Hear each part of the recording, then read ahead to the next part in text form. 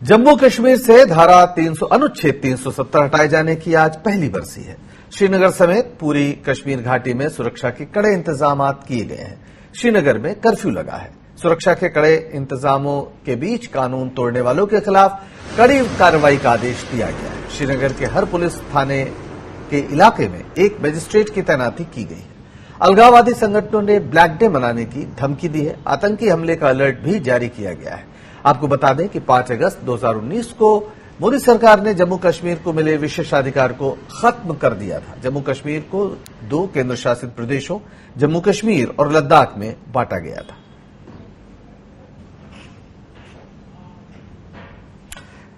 हमारे साथ एमएम अंसारी हैं जो वार्ताकार रहे हैं इस पूरे मसले में।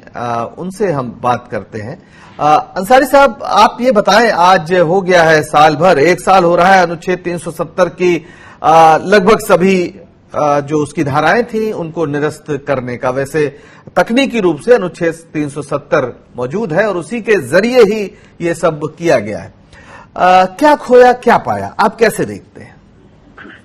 देखिए, जहां तक पाने का सवाल है, एक तो बात ये सही है कि बीजेपी गवर्नमेंट ने हमेशा अपने इलेक्शन मैनिफेस्टो में कहा कि वो जब पावर में आएंगे तो 370 को एब्रोगेट कर देंगे, और जो इन्होंने किया। अब रहा सवाल कि उससे क्या पाया।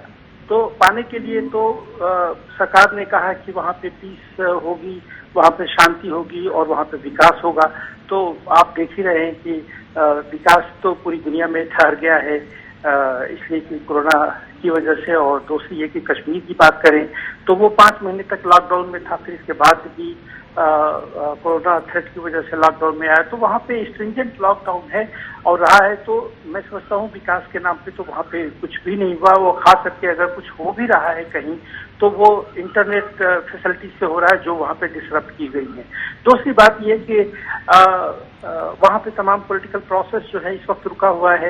यहाँ तक कि वो लोग जो भारत माता की जय कहते थे, जो लोग कॉन्स्टिट्यूशन ऑफ इंडिया को गले लगा के रखा था, वो आज भी डिटेंशन में है। तो हम ये देख रहे हैं कि आज वहाँ पे ब्लैक डे मनाया जा रहा है। गवर्नमेंट ने वहाँ पे कर्फ्यू भी लगाया है। आप ये देखिए कि स्ट्रिंजेंट लॉकडाउन के बाद भी कर्फ्यू लग रहा है और वो तमाम लीडरशिप जो है वो डिटेंशन में है। तो ऐसे में न तो डेवलपमेंट के नाम से कुछ हो रहा है, नहीं जो वहाँ पे पीस आई है। आए दिन हम ये सुनते आ रहे हैं कि वहाँ पे झड़पें हो रही हैं, इनकाउंटर्स हो रहे हैं। हालांकि सरकार ये स्ट्रेटेजी जरूर दे रही है कि पिछले कई सालों से वहाँ पे मिलिटेंसी कम हुई है। वो बात समझ में आने वाली है, इसलिए कि जब वहाँ पे टोटल जब लॉकडाउन है, वहाँ पे कोई एक्टिविटीज ही नहीं है और वो एक तमाम वहाँ के लोगों ने इतने एलिनेटेड है कि उन्होंने खामोशी अख्तियार कर ली है।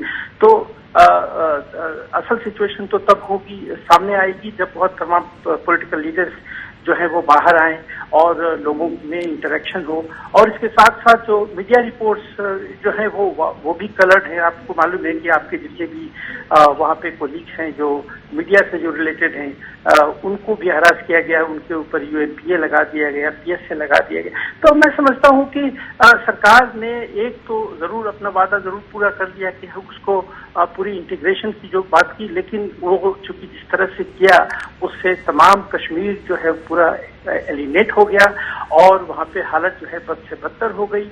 और इसके साथ साथ जो इसके इंटरनेशनल जो रिपरकशंस हैं, आपने देखा कि हमारे जो 2 नेबर्स हैं, चाइना, पाकिस्तान और नेपाल, उन्होंने भी अपना गुस्सा जो है नेशनल इंटरनेशनल लेवल पे दिखाया। उसके रिपरकशंस अलग है। तो बस ये कि 370 को हटा करके शायद सरकार ने वाहवाही की लूट ली। अंसारी साहब, जो इंटरनल लेवल पे जो नुकसान हुआ है जी, अंसारी साहब, सवाल ये है कि ये ठीक है कि एक पार्टी ने लगातार वादा किया था कि अनुच्छेद 370 वो हटाएगी, लेकिन अनुच्छेद 370 की रचना किसी विदेशी शक्ति ने नहीं की थी। उसके रचनाकारों में खुद सरदार पटेल थे।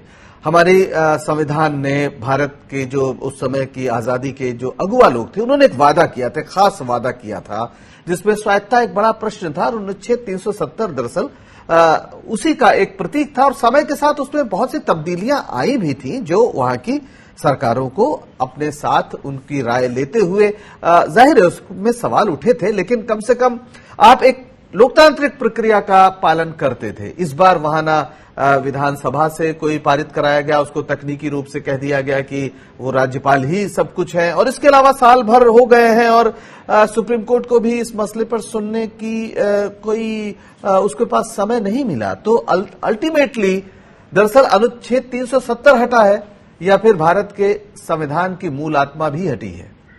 देखिए, आपने ये बहुत बड़ा सवाल उठाया है जिसके बारे में हम लोग बहुत कम चर्चा करते हैं। देखिए, जब जम्मू एंड कश्मीर का जब एक्सेशन हुआ तो जम्मू एंड कश्मीर जो महाराजा हरि सिंह जो रूल करते थे वो एक इंडिपेंडेंट प्रिंसली स्टेट था, और उसी तरह से भारत ने भी इंडिपेंडेंस पाई थी और वो एक इंडिपेंडेंट था। यानी वो जो समझौता हुआ था एक्सेशन का, वो दो सोवरेन स्टेट में हुआ था, इंडिपेंडेंट स्टेट में हुआ था, और उसमें आपको मालूम है कि सिर्फ 3 मुद्दों के ऊपर भारत को अख्तियार था कि वो इंटरवेन करेगा, एक्सटर्नल अफेयर्स, कम्युनिकेशन और डिफेंस। लेकिन उसी समझौते को मद्देनजर रखते हुए 370 भी हमारे कॉन्स्टिट्यूशन में इनका फिट हुआ, और 370 के जरिए ही कश्मीर को भी, जम्मू एंड कश्मीर को कॉन्स्टिट्यूशन बनाने की भी उनको इजाजत थी।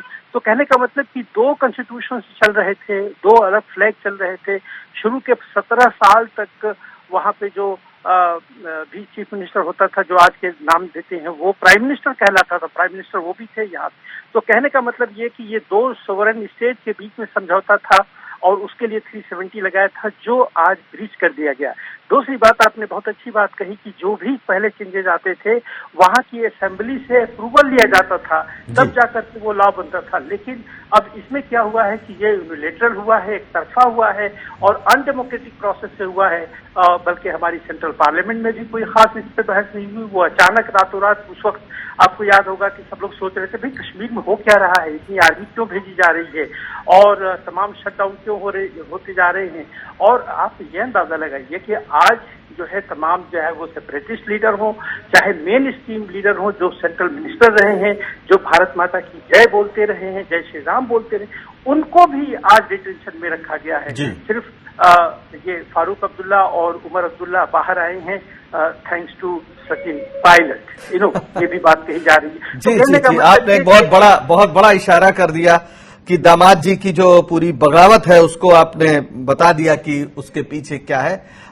बिल्कुल ये बात सही है कि कश्मीर भारत का हिस्सा है, उपनिवेश नहीं, और अगर हिस्सा है तो भारत के संविधान के सभी प्रावधानों को लागू होना और वहां जो भी मानवाधिकार से लेकर नागरिक अधिकार जितने भी हैं उन पर समान रूप से कश्मीर के नागरिकों का हक भी है। आपका बहुत बहुत शुक्रिया हमसे बात करने के लिए एमएम अंसारी साहब।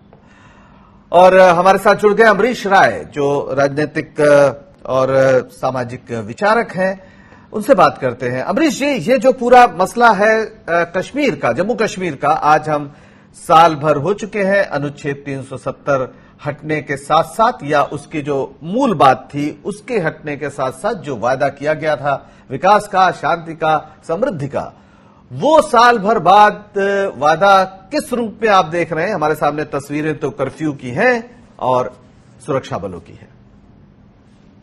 तो कश्मीर में अभी कर्फ्यू में रिलैक्सेशन दिया गया है, इसका तो सभी को स्वागत करना चाहिए। लेकिन कश्मीर के साथ जो व्यवहार किया गया भारत सरकार के द्वारा, वो मैं समझता हूं कि जो एकॉर्ड हमने किया था दोनों कश्मीर और भारत के बीच में, उसका एक उल्लंघन है और यह लोकतांत्रिक प्रक्रिया के जरिए नहीं हुआ है। इतने दिनों के बाद कश्मीर के लोगों के बिना सहमति के, और आप अगर उनके सारे नागरिक अधिकार सस्पेंड कर दें और धारा 370 जो भारत के साथ उसको जोड़ने की कड़ी थी उसको अगर आप समाप्त कर दें बिना उनकी सहमति लिए हुए, बिना उनके साथ डायलॉग किए हुए, तो ये हम समझते हैं कि ये भारत की जो एक अधिकारवादी, अधिनायकवादी जो प्रवृत्ति है उसका परिचायक है। और इससे कश्मीर के लोग एक बहुत ही ट्राउमा में, बहुत ही स्ट्रेस में रहे हैं। वहाँ के बच्चे, वहाँ के नागरिक, वहाँ की महिलाएं बहुत ही स्ट्रेस के दौर से गुजरे हैं वो, और अभी भी गुजर रहे हैं, और उनके नेताओं को आपने कैद कर दिया है। ये उनके लोकतांत्रिक और मानवाधिकार जो आप कह रहे हैं उसका एक बहुत बड़ा हनन है। और कश्मीर, इसमें कोई दो राय नहीं, कश्मीर भारत का हिस्सा है और कश्मीरी लोग भी अपने को भारत का हिस्सा मानते हैं। कश्मीरी लोग भी कभी पाकिस्तान की तरफ जाने या कोई स्वतंत्रता की बात करने वालों के साथ कभी नहीं खड़े हुए।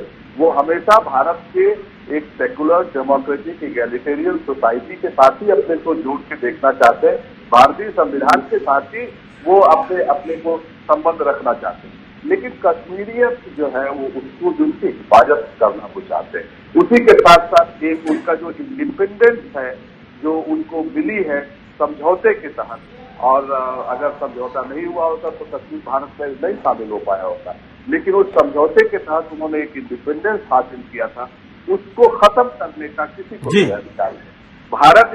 कश्मीर भारत का एक हिस्सा है, लेकिन उसको बंदूक और गोलियों के बल पर बिल्कुल एक आप अमरीश जी बहुत महत्वपूर्ण सवाल उठा रहे हैं कि भारत जो है वो कश्मीर उसका हिस्सा है, तो कश्मीर को भी वो सारी आजादी होनी चाहिए जो भारत के दूसरे नागरिकों को हो, और नागरिक अधिकारों को स्थगित नहीं किया जाना चाहिए। आपका बहुत बहुत शुक्रिया।